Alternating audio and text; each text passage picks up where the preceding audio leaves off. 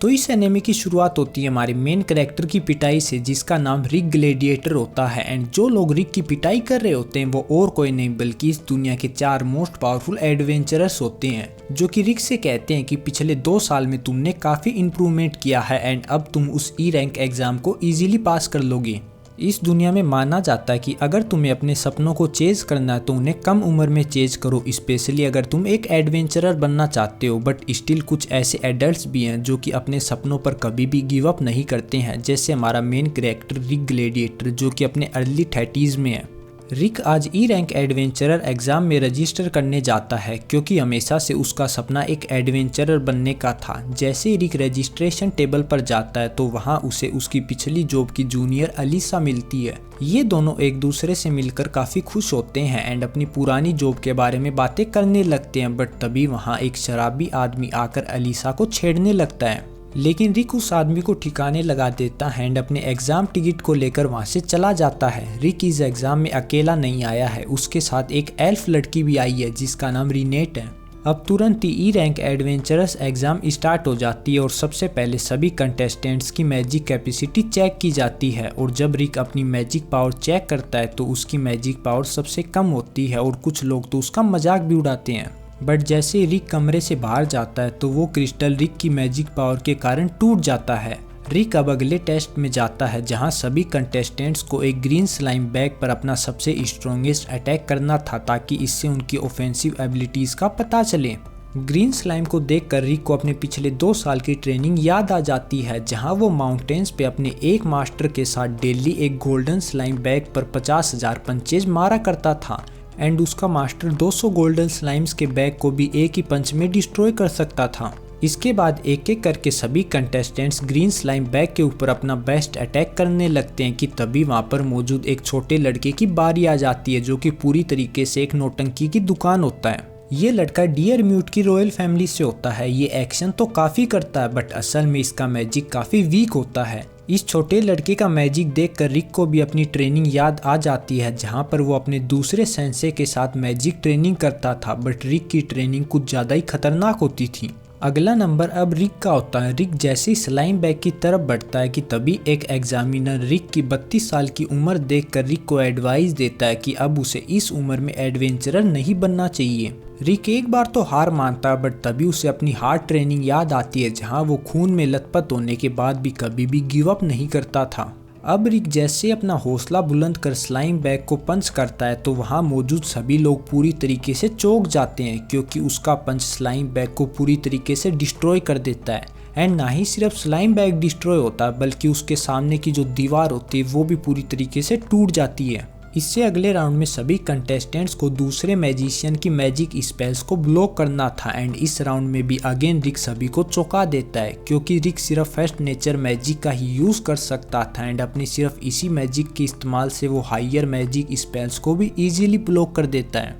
ये देख examiner irritate हो जाता है और रिक को संभल जाने के लिए बोलता है, क्योंकि अब वो अपनी मोस्ट पावरफुल स्पेल यूज करने वाला था। बट एग्जामिनर की हायर स्पेल को भी रिक फिर से अपने बेसिक मैजिक से डिफ्लेक्ट कर देता है एंड इसके बाद एक और रिटर्न एग्जाम देकर रिक आराम से रिनेट के साथ बैठा था, जहां वो दोनों एग्जाम के बारे में ही बात कर रहे थे कि तभी वहां पर वो ओवर एक्टिंग की दुकान वाला बच्चा फ्रीड डियरमूट टपक पड़ता है एंड फ्रीड वहां आकर रोने लगता है, क्योंकि इस एग्जाम में वो सभी लोगों की नज़रें खुद पर चाहता था बट रिक के कारण ऐसा हो नहीं पाया। अब वहाँ फ्रीड की बड़ी बहन आ जाती है और वो जब फ्रीड को रिक के कारण रोता हुआ देखती है तो वो रिक को सबक सिखाने के लिए उसे एक ड्यूअल के लिए चैलेंज करती है और रिक अननोइंगली उस चैलेंज को एक्सेप्ट भी कर लेता है। वैसे फ्रीड की सिस्टर का नाम एंजेलिका होता है। अब ये दोनों फाइट करने के लिए एक अरीना में आ जाते हैं, जहां एंजेलिका ये शर्त रखती है कि अगर वो इस ड्यूअल को जीत जाती है तो रिक को पूरी लाइफ के लिए उसका सर्वेंट बनना होगा। रिक यहाँ पर एंजेलिका की कोई शर्त सुन ही नहीं रहा था, बल्कि वो तो रिनेट से बात कर रहा था एंड जब उसे रिनेट से ये बात पता चलती है कि एंजेलिका एक बी रैंक एडवेंचरर है तो वो अपना पूरा कॉन्फिडेंस लूज कर देता है एंड कहता है कि वो इस मुकाबले को कैसे जीतेगा। एंड रिक ऐसा इसीलिए सोच रहा था क्योंकि वो ये बात खुद नहीं जानता था कि इस कॉन्टिनेंट की सबसे स्ट्रॉन्गेस्ट पार्टी के साथ ट्रेन करने के कारण अब वो कितना ज़्यादा स्ट्रॉन्ग हो चुका था। लेकिन एल्फ लड़की रिक को कॉन्फिडेंस देती है एंड उसे उसकी ट्रेनिंग याद करने के लिए कहती है, जिसके बाद रिक मुकाबले के लिए तैयार हो जाता है। अब तुरंत ही मुकाबला शुरू हो जाता है। लड़की अपनी बॉडी और तलवार को इन्हेंस करती है और अपना पहला अटैक रिक पर बिना किए उसके साइड से निकल जाती है।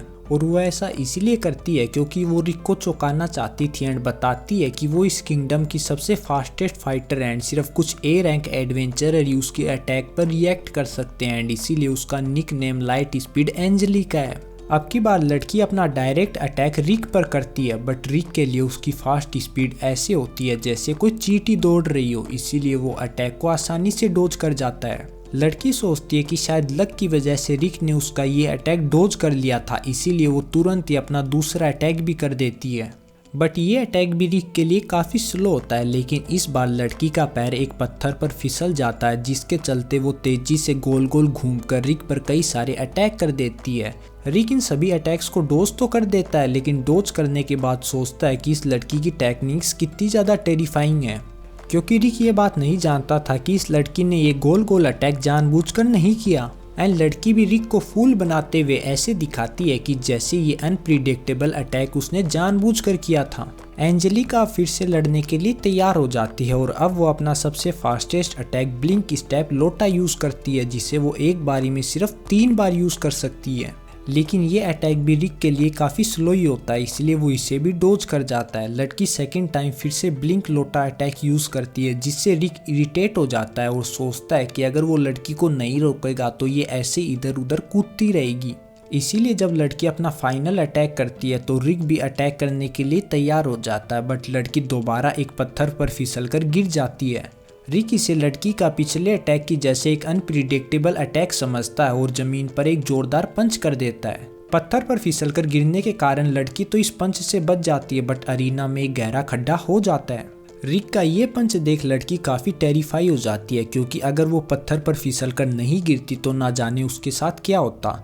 वो रिक से पूछती है कि आखिर तुम हो कौन। रिक कहता है कि वो तो बस एक फॉर्मर गिल्ड रिसेप्शनिस्ट है जो कि बस पिछले 2 साल से एक एफ रैंक एडवेंचरर बनने के लिए ट्रेन कर रहा है। अब रिक दोबारा से एंजेलिका की तरफ फाइट के लिए बढ़ता है, लेकिन वो डर के कारण सरेंडर कर देती है और ऐसे दिखाने लगती है कि जैसे इस बार वो रिक को इसीलिए छोड़ रही है क्योंकि उसने एंजेलिका के फास्टेस्ट अटैक को डोज किया था एंड ये विक्ट्री तुम्हारे लिए मेरी तरफ से बस एक तोहफा है। बट जैसे रिक एंजेलिका को ड्यूएल की शर्तें याद दिलाने लगता है तो वो वहाँ से बिना कुछ बोले तुरंत ही भाग जाती है। इस फाइट के बाद रिक अपने एडवेंचरस एग्जाम के फर्स्ट राउंड के रिजल्ट के लिए एक कमरे में जाता है, जहाँ वो थोड़ा सा तो घबराया हुआ था, बट वो फर्स्ट राउंड को पास कर जाता है। रिजल्ट के बाद जैसे ये दोनों कमरे के बाहर आते हैं तो हम देखते हैं कि उनके पास एक नया नौटंकीबाज आदमी आता है जिसका नाम राष्ट्र डीआर म्यूट होता है। राष्ट्र आते ही रियनेट पर लाइन मारनी शुरू कर देता है और उसे अपनी सेकंड वाइफ बनाने के लिए कहता है, लेकिन तभी रिक बीच में आकर कहता है कि रिनेट उसकी गर्लफ्रेंड है। राष्ट्र की नज़र जैसे रिक के एग्जाम कार्ड पर जाती है तो वो रिक का मजाक उड़ाने लगता है, क्योंकि 30s में भी वो सिर्फ अभी तक एक एफ रैंकर ही है। एंड आगे हंसते हुए कहता है कि तुम 3rd ग्रेड लोग मेरे आगे कुछ नहीं हो, क्योंकि मैं एक ए रैंकर हूँ एंड मैं यहाँ पर एक एग्जामिनर बनकर आया हूँ एग्जाम की सेकेंड स्टेज के लिए। तो क्यों ना एल्फ लेडी तुम इस नोबडी को छोड़कर मेरे पास आ जाओ। बट रिनेट रिक का हाथ पकड़कर उसके पास खड़ी हो जाती है और कहती है कि मैं आपका ऑफर एक्सेप्ट नहीं कर सकती क्योंकि करेंटली मैं रिक को डेट कर रही हूँ। ये सुन राष्ट्र को गुस्सा आ जाता है और वो गुस्से में रिक से कहता है कि अगर मैं सेकंड राउंड में तुम्हारा एग्जामिनर बनता हूँ तो तुम्हारी खैर नहीं है एंड तब जाकर तुम्हें अपनी औकात पता चलेगी। इस इंसिडेंट के बाद रिक एग्जाम की फाइनल बैटल के लिए जाने लगता है और ये प्रे करता है कि बस वो राष्ट्र उसका एग्जामिनर ना हो। तभी रास्ते में रिक को एक आदमी मिलता है जिसका नाम लिक्स लायरेट होता है एंड वो रिक को बताता है कि उसके नेक्स्ट टेस्ट का एग्जामिनर वो होगा एंड ये सुनकर रिक को काफ़ी खुशी मिलती है। आगे लिंक्स रिक से कहता है कि वो उसकी वजह से काफ़ी खुश है एंड रिक की वजह से उसे काफ़ी हौसला भी मिला है क्योंकि वो और रिक दोनों एक ही जैसे हैं। रिक अपने 30s में एक एडवेंचरर बनना चाहता है एंड वही लिंक्स अपने 40s में एक बी रैंक एडवेंचरर है एंड उसका सपना एक ए रैंक एडवेंचरर बनने का है। ये दोनों खुशी से बात कर ही रहे थे कि तभी हमें दिखाया जाता है कि राष्ट्र भी उन दोनों की बात छुपके सुन रहा था एंड जब लिंक्स रिक के पास से चला जाता है तो राष्ट्र उसे धर दबोचता है। इसके बाद रिक और रेनियोट एक कमरे में बैठे होते हैं जहाँ पर एक आदमी आकर सभी कंटेस्टेंट्स को एक खबर देता है कि लिंक्स लैरियोट सडनली बीमार पड़ चुका है और अब उनका एग्जामिनर राष्ट्र होगा। ये बात सुन रिक फिर से काफ़ी टेंशन में आ जाता है और जब कमरे के दूसरे लोग राष्ट्र के बारे में बात करते हैं तो हमें पता चलता है कि राष्ट्र को 1000 से भी ज़्यादा स्पेल्स आती है एंड उसे एफ रैंकर्स को क्रश करने में काफ़ी मज़ा भी आता है। एंड साथ में वो नौटंकीबाज लड़का और एंजेलिका राष्ट्र के भाई बहनी होते हैं, मीन्स वो तीनों एक ही रॉयल फैमिली से बिलोंग करते हैं। अब जब से रिक ने राष्ट्र की ये खबर सुनी थी वो काफ़ी ज़्यादा वरी होने लगता है और डरने लगता है, बट एल्फ लड़की रिक को खुद पर थोड़ा सा कॉन्फिडेंस रखने के लिए कहती है एंड बोलती है कि उसे रिक पर हमेशा से भरोसा था जब से उसने एक एडवेंचरर बनने का सोचा था। रीनेट की ये सभी बातें सुनकर रिक को थोड़ा सा अच्छा महसूस होता है एंड उसमें थोड़ा सा कॉन्फिडेंस आता है। बट तभी हम देखते हैं कि वहाँ एक लड़का आता है जो कि रिक को उसका फॉर्चून फ्री में बताने के लिए कहता है और रिक को धोखे से कहीं दूसरी जगह टेलीपोर्ट कर देता है। रिक को टेलीपोर्ट करने के बाद ये लड़का जैसे ही हंसते हुए अपना नकाब उतारता है तो हमें पता चलता है कि ये और कोई नहीं बल्कि वो नौटंकीबाज लड़का ही होता है। लेकिन इस बार रीनेट को गुस्सा आ जाता है और वो लड़के को हवा में उठाकर पूछती है कि रिक कहाँ है, जिस पे पहले तो नौटंकी जवाब देने से मना कर देता है। लेकिन जब रीनेट एक अटैक उसके आंख के ऊपर से कर कहती है कि अगले अटैक में वो उसकी आंख फोड़ देगी तो नौटंकी डर के मारे बताता है कि वो खुद ये बात नहीं जानता कि उसने रिक को कहाँ टेलीपोर्ट किया है, बट उसकी मैजिक कैपेसिटी के अनुसार उसने रिक को अपने 100 मीटर के एरिया में ही कहीं पर टेलीपोर्ट किया है, मतलब रिक उसके आसपास ही है। अब हमें रिक को दिखाया जाता है जो कि एग्जाम वेन्यू के पीछे ही है। वहाँ पर कुछ लोग आकर उसे घेर लेते हैं एंड बताते हैं कि उन्हें राष्ट्र ने भेजा है ताकि रिक एग्जाम में हिस्सा ना ले पाए एंड उनमें से कुछ लोगों की पावर ए रैंकर्स को भी टक्कर देती है। इसके बाद जैसे ही इस ग्रुप का लीडर रिक की तरफ बढ़ता है तभी हम देखते हैं कि वहाँ रिक के सीनियर्स आ जाते हैं जिनसे रिक ने ट्रेनिंग ली थी। वो माउंटेन से नीचे आते हैं और रिक से पूछते हैं कि वो एग्जाम सेंटर की जगह यहाँ पर क्या कर रहा है। अपने सीनियर्स को वहां पर देखकर रिक राष्ट्र के भेजे हुए गुंडों को वहां से भाग जाने के लिए कहता है, बट तभी उनमें से एक ऑर्क पर अपनी तलवार से अटैक करता है, बट ऑर्क पर उसकी तलवार लगने के कारण उसकी तलवार एक शीशे की भांति टूट जाती है। वो गुंडा अब ऑर्क पर दोबारा अपने पंच से अटैक करता है, लेकिन इस बार ऑर्क उसके हाथ को पकड़ के उसके हाथ को तोड़ देता है। लेकिन ऑर्क का दिल इतना अच्छा होता है कि वो उस गुंडे के हाथ को दोबारा से हील भी कर देता है एंड साथ में उसे कुछ फाइटिंग टिप्स भी देता है। तभी दूसरे गुंडे बाकी 2 मेंबर्स पर भी अटैक करने की कोशिश करते हैं, बट उनमें से ये ब्लोंड बालों वाला लड़का अपनी सुपर AK-47 निकाल कर उन सभी को ठिकाने लगा देता है। और दूसरे लोग जब इस लाल बालों वाली लड़की पर अटैक करते हैं तो ये लड़की उन सभी का आग में तंदूरी चिकन बना देती है। इसके बाद उन गुंडों का लीडर इन तीनों को पहचान जाता है एंड बताता है कि ये तीनों एस रैंकर्स हैं। इस लाल बालों वाली लड़की का नाम एलिसिया ड्रैकवेल है, जिसे लोग डीमन चाइल्ड ऑफ रूइन के नाम से भी जानते हैं। ब्लोंड बालों वाले लड़के का नाम मिजेट एल्डवार्ड है, जो कि इस दुनिया का सबसे बेस्ट वेपन क्राफ्टमैन है एंड इसके पास जो टेक्नोलॉजी है वो इस समय से 1000 सालों के आगे की है। एंड फाइनली इस ऑर्क का नाम ब्रोजिएस्टोन एशरो है, जिसे लोग वाइज ऑर्क के नाम से भी जानते हैं। एंड ये तीनों इस कॉन्टिनेंट की सबसे स्ट्रॉन्गेस्ट पार्टी के मेंबर हैं, जिसमें सिर्फ एस रैंकर्स हैं। इनकी पार्टी का नाम द ओरिकैल्कम फिस्ट है एंड इस पार्टी में रीनेट एंड रिक भी है। अब जब रिक के ये तीनों सेंसे यहाँ पर संभाल लेते हैं तो रिक दोबारा से एग्जाम सेंटर में चला जाता है, जहाँ पर जब रीनेट रिक को देखती है तो वो नौटंकी लड़के को दीवार में फेंक देती है। रिक और रीनेट बात कर ही रहे थे कि तभी वहाँ पर मिस्टर लैरियोट खराब हालत में आ जाते हैं। लैरियोट रिक को बताता है कि उन्होंने कोई बीमारी के कारण एग्जाम का सेकंड राउंड नहीं छोड़ा था, बल्कि उन्हें राष्ट्र ने पीट कर एक कमरे में बंद कर दिया था ताकि राष्ट्र खुद उनकी जगह एक एग्जामिनर बन सके।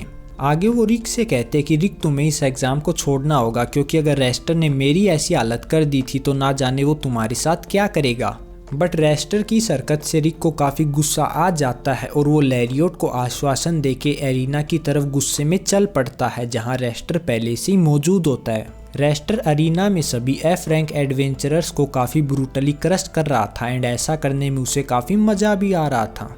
तभी रीनेट भी अरीना में आ जाती है और वो वहाँ रिक की पुरानी कोवर्कर अलीसा से मिलती है, जिसे हमने सीरीज की स्टार्टिंग में देखा था। अब अलीसा भी रीनेट के साथ उनकी पार्टी के पास बैठ जाती है।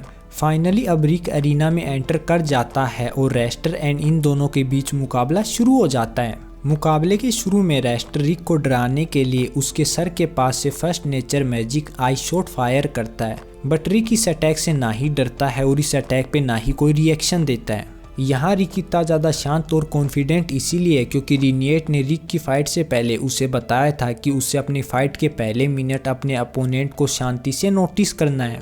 रेस्टर दोबारा से रिक पर अपने फायर मैजिक से अटैक करता है, बट रिक का इस अटैक से बाल भी बाका नहीं होता है। अब रेस्टर के इन अटैक से अलीसा रिक के लिए काफ़ी ज़्यादा वरी हो रही थी कि तभी ओर्क अलीसा को बताता है कि इन छोटे मोटे अटैक से रिक का बाल भी बाका नहीं होगा, क्योंकि एक एडवेंचरर के 4 मेन कोर होते हैं: स्ट्रेंथ, डेक्सटेरिटी, माना capacity and magic control.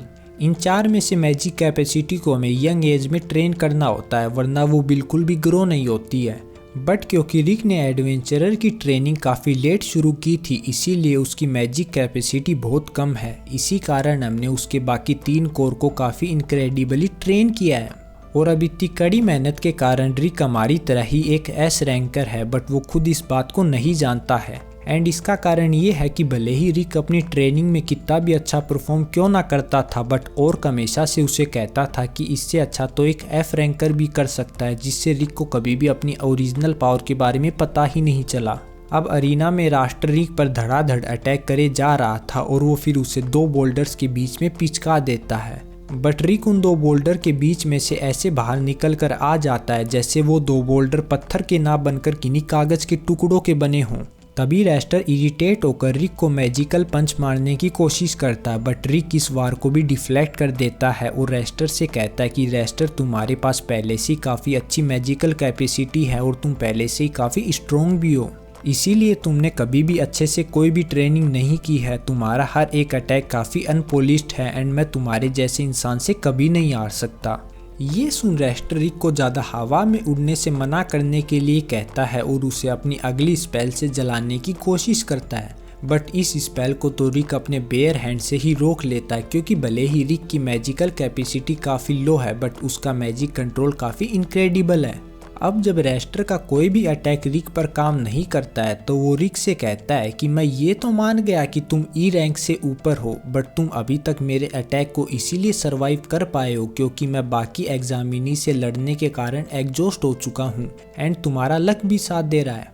Luck का नाम सुनकर रिक रेस्टर को अपनी ट्रेनिंग बताता है, जिसमें रिक के सीनियर रिक को एक ड्रैगन नेस्ट में तब तक के लिए बंद कर देते थे जब तक कि वो उस ड्रैगन को हरा ना दें। वो रिक को एक्सप्लोजन्स की सीरीज के ऊपर से दौड़ाते थे और मॉन्स्टर्स की पैरालाइजिंग लिक्विड में स्विम करने के लिए डाल देते थे जब तक कि वो डूब ना जाए। अब अलीसा बोलती है कि इन सब से तो रिक अब तक मल्टीपल टाइम मर चुका होता, जिस पर ओर्क बताता है कि हाँ, रिक अब तक मल्टीपल टाइम मर चुका है, बट क्योंकि उसके पास एक ऐसी पावर है जिसकी वजह से वो मरे हुए लोगों को फिर से जिंदा कर सकता है जब तक उन्हें मरे हुए ज़्यादा समय नहीं बीत जाता। इसीलिए उसने कई बार रिक को दोबारा से जिंदा किया है एंड इसी डिस्ट्रैक्शन की साइकिल के कारण रिक अब अपनी सभी फिजिकल लिमिटेशंस को तोड़ चुका है। रेस्टर को रिक की ये सभी बातें झूठी और नॉनसेंस लगती है और अब वो रिक का खेल खत्म करने की सोच चुका होता है। अपने इस अगले अटैक में वो सबसे पहले रिक के नीचे की जमीन में से पेड़ की जड़ें निकाल कर उसे बांध देता है। फिर वो अपनी 1000 स्पेल्स में से सबसे स्ट्रॉन्गेस्ट स्पेल यूज करता है, जिसके कारण वो एक बड़े से ट्री मॉन्स्टर में बदल जाता है। इस ट्री मॉन्स्टर से लड़ने के लिए रिक एक बेसिक एयर शॉट अटैक तैयार करता है, जिस पर हंसते हुए रेस्टर कहता है कि तुम इस बेसिक एयर शॉट अटैक से मेरा क्या उखाड़ लोगे। ये सुन रिक रेस्टर से पूछता है कि तुमने अपने इस मैजिक ट्री अटैक को कितनी बार प्रैक्टिस किया है, जिसके जवाब में रेस्टर कहता है कि मैं इस अटैक को क्यों बार बार प्रैक्टिस करूंगा, क्योंकि मैंने तो इसे सिर्फ कुछ ट्राई में ही मास्टर कर लिया था, मैं तुम्हारी तरह कोई लूजर नहीं हूँ। अब रिक ये खुलासा करता है कि उसने इस बेसिक मैजिक अटैक को भी 100 मिलियन टाइम्स यूज़ किया है, जिसे सुनकर सभी को लगता है कि रिक झूठ बोल रहा है और अलीसा भी कहती है कि ये बात तो फिजिकली पॉसिबल ही नहीं है, बट तभी ओर्क बताता है कि ये बिल्कुल पॉसिबल है अगर हम एक स्पेशल स्पेस और स्पेशल टाइम यूज़ करें एंड ऐसे ही रिक ने इसे अचीव भी किया है। फाइनली अब रिक और रेस्टर दोनों एक दूसरे पर अपना अटैक करते हैं एंड भले ही रिक का मैजिक बेसिक होता है, बट वो रेस्टर के मॉन्स्टर के पूरी तरीके से चीथड़े उड़ा देता है एंड इसी अटैक के साथ रेस्टर चारों खाने चित हो जाता है, जिसे देखकर अरीना में मौजूद सभी लोग दंग रह जाते हैं। फाइट के बाद अब रिक अपने सीनियर से मिलता है जो कि रिक को कांग्रेट्स करते हैं। रिक भी उन्हें थैंक्स बोलते हुए बताता है कि अब वो इस बात को रियलाइज़ कर चुका है कि अब वो कितना ज़्यादा स्ट्रॉन्ग हो चुका है। इन सभी लोगों की ये बातें चल ही रही थी कि तभी रेस्टर भी वहाँ पर आ जाता है। रिक रेस्टर को अपनी स्किल्स को पॉलिश करने के लिए कहता है और ये एडवाइस देता है कि उसे अपनी एक स्किल को पकड़ना चाहिए एंड उसे तब तक प्रैक्टिस करना चाहिए जब तक कि उसके मुंह से खून की उल्टियाँ ना गिरने लगें।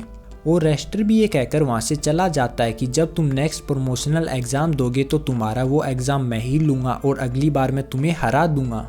इसके बाद एंजेलिका और नौटंकीबाज लड़का भी रेस्टर के पीछे जाने लगते हैं, बट एंजेलिका रिक के पास रुककर उसे अपनी रिस्पेक्ट पे कर जाती है। इसके बाद रिक और रीनेट दोनों ई रैंक एग्जाम के रिजल्ट अनाउंसमेंट पे जाते हैं, जहां ये बताया जा रहा था कि किस किस कंटेस्टेंट ने इस एडवेंचरर एग्जाम को पास कर लिया है। रिजल्ट के दौरान रिक काफी शांत होता है, जिसे देखकर रीनेट पूछती है कि वो पहले राउंड में तो काफी घबराया हुआ था, बट वो अब इतना शांत कैसे है, जिसके जवाब में रिक कहता है कि अब उसे कुछ बातें याद आ चुकी हैं।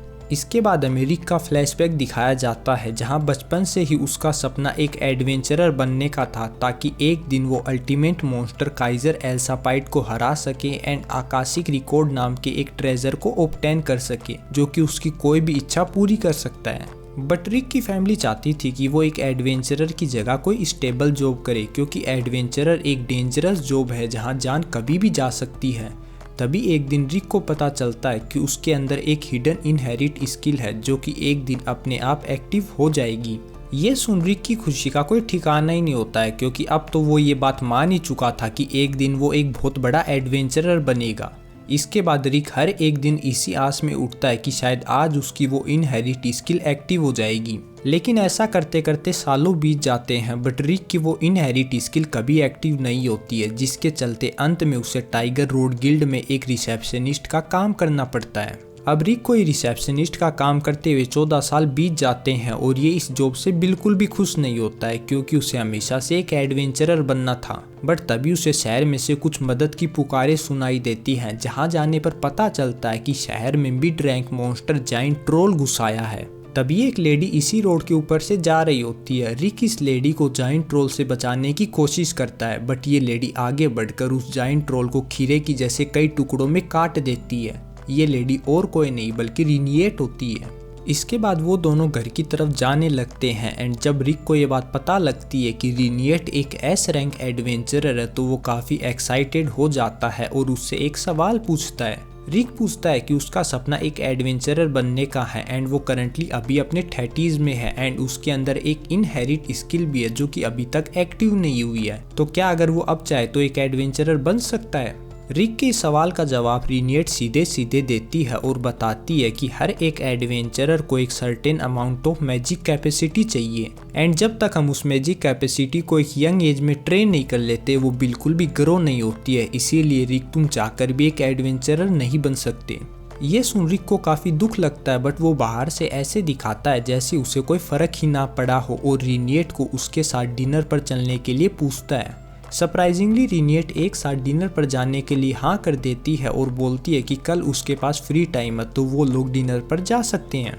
अगले दिन रिक काफ़ी खुश होता है और अपने हर एक काम को काफ़ी एनर्जी के साथ करता है और रात होते के साथ ही उछलते कूदते हुए रीनिएट से मिलने के लिए निकल पड़ता है। आज फिर से कई सारे मॉन्स्टर शहर में घुस आए थे, बट जब रिक भागकर उन मॉन्स्टर्स के पास पहुंचता है तो वो देखता है कि रीनिएट ऑलरेडी उन मॉन्स्टर्स को ठिकाने लगा चुकी थी।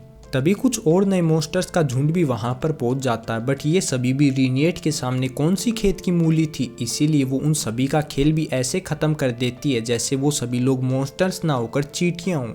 लेकिन तभी रीनिएट को कुछ फ्लैशबैक आते हैं और वो जमीन पर गिर जाती है। रिक रीनिएट को संभाल ही रहा था कि तभी एक वुल्फ मॉन्स्टर उन दोनों पर अटैक कर देता है, लेकिन वहाँ 3 और एडवेंचरर्स आ जाते हैं और बचे हुए मॉन्स्टर्स को ठिकाने लगा देते हैं। बट रीनिएट रिक को कहती है कि वो लोग खतरे में है क्योंकि उनके आसपास एक ड्रैगन है एंड वो ड्रैगन से चाहकर भी नहीं लड़ सकती है, क्योंकि रीनिएट की body some sort of childhood trauma में है, क्योंकि जब भी वो किसी भी ड्रैगन को सेंस करती है तो वो अपने मैजिक कंट्रोल करने की एबिलिटी को खो देती है। तभी हम देखते हैं कि रीनिएट ने जो बात कही थी वो सच हो जाती है, क्योंकि वहाँ एक जाइगेंटिक ड्रैगन आ जाता है जो कि सभी लोगों के भागने से पहले ही उन सभी को एक एनर्जी शील्ड में खुद के साथ कैद कर लेता है। ड्रैगन की शील्ड इतनी मजबूत होती है कि कोई भी एडवेंचर उसे तोड़ नहीं पाता है, इसीलिए अब रिक ड्रैगन से लड़ने के लिए उसकी तरफ बढ़ता है, क्योंकि अगर वो सभी लोग मरने ही वाले हैं तो एटलीस्ट रिक एक एडवेंचरर की तरह लड़कर मरना चाहता है। रिक की ये बात सुन तीनों एडवेंचरर्स भी जोश में आ जाते हैं और ड्रैगन से लड़ने लगते हैं, बट इन सभी के अटैक से ड्रैगन का बाल भी बाका नहीं होता है। ड्रैगन बस अपनी एक ब्रेथ से इन सभी लोगों को पछाड़ देता है। बट तभी हम देखते हैं कि रिक मलबे में से दोबारा खड़ा होता है और अधमरी हालत में ड्रैगन की तरफ बढ़ने लगता है, लेकिन इस बार ड्रैगन अपने पंजे के नीचे रिक को मसल देता है, जिसे देखकर सभी को लगता है कि रिक तो इस बार गया। बट इस लाइफ और दैट मोमेंट के बीच रिक अपनी इनहेरिट स्किल को ऑब्टेन कर लेता है और ड्रैगन के पंजे को उठाकर फेंक देता है। रिक की बॉडी अब पूरी तरह से मैजिकल पावर से चार्ज हो चुकी थी एंड सब लोग रिक को ऐसे देखकर शॉक में थे। तभी ड्रैगन फिर से रिक पर अपना फायर अटैक करता है, बट रिक ड्रैगन के इस अटैक को एक शील्ड बनाकर रोक लेता है। एंड अब जब रिक अटैक करता है तो ड्रैगन के छक्के छूट जाते हैं एंड उसका सर धड़ से अलग हो जाता है एंड कुछ देर बाद रिक भी बेहोश होकर गिर जाता है। अब बेहोश होने के अगली बार जब वो अपनी आंखें खोलता है तो वो एक हॉस्पिटल में लेटा होता है और रिनिएट उसके पास बैठी होती है। रिनिएट रिक को अपनी एडवेंचरर पार्टी ओरिकैल्कम फिस्ट ज्वाइन करने के लिए बोलती है और बताती है कि वो अभी भी एक स्ट्रॉन्ग एडवेंचरर बन सकता है। ये सुन रिक बहुत ज़्यादा खुश हो जाता है और खुशी के मारे रोने लगता है। अब बैक टू फ्यूचर जहां एडवेंचरर एग्जाम का कंप्लीट रिजल्ट आ चुका है और रिक अब एक फुल फ्लेजेड एडवेंचरर बन चुका है क्योंकि उसने ये एडवेंचरर एग्जाम पास कर लिया है। तो बस यही थी आज की वीडियो। अगर आपको ये वीडियो पसंद आए तो इस वीडियो को लाइक कर दीजिए, चैनल को सब्सक्राइब कर दीजिए एंड अगर इस एनिमे का नेक्स्ट पार्ट आ चुका तो उसकी लिंक आपको पिन कमेंट डिस्क्रिप्शन या फिर एंड स्क्रीन में मिल जाएंगी। मिलते हैं अगली वीडियो में, तब तक के लिए बाय बाय।